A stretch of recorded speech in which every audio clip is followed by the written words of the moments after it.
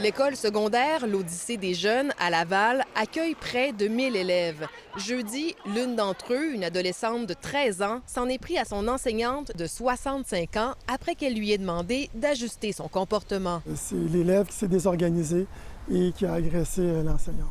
L'enseignante s'est fait tirer les cheveux en premier, s'est fait frapper par la jeune fille avec une chaise, s'est fait tirer par les cheveux et elle a reçu des coups de poing à répétition. L'élève a ensuite été maîtrisé par des membres du personnel, puis transporté à l'hôpital pour une évaluation psychologique. La direction avait déjà des échos que ça allait pas bien dans sa vie. Et ça, il faut le dénoncer. L'enseignante, en état de choc, a été soignée pour des blessures mineures au haut du corps. La police a procédé à l'arrestation de l'adolescente pour agression armée. On parle d'agression armée, mais tout peut changer avec l'évolution du dossier. C'est un dossier qui va être soumis au procureur.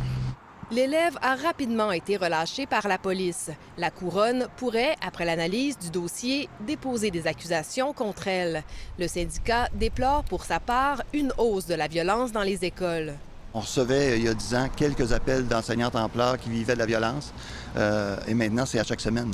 Une augmentation de 65 %. Donc, des cas nécessitant une réclamation. Ça, c'est juste la pointe de l'iceberg. Frapper un jeune à coups de marteau, amener un couteau à l'école... La porte-parole libérale en matière d'éducation, Marois Risky, a d'ailleurs déploré cet hiver que les gestes violents dans les écoles ont doublé l'an dernier par rapport aux années pré-pandémiques. À Laval, du soutien psychologique ponctuel a été offert à l'enseignante et aux élèves de l'école où s'est déroulée l'agression. Ici Élise Allard, Radio-Canada, Laval.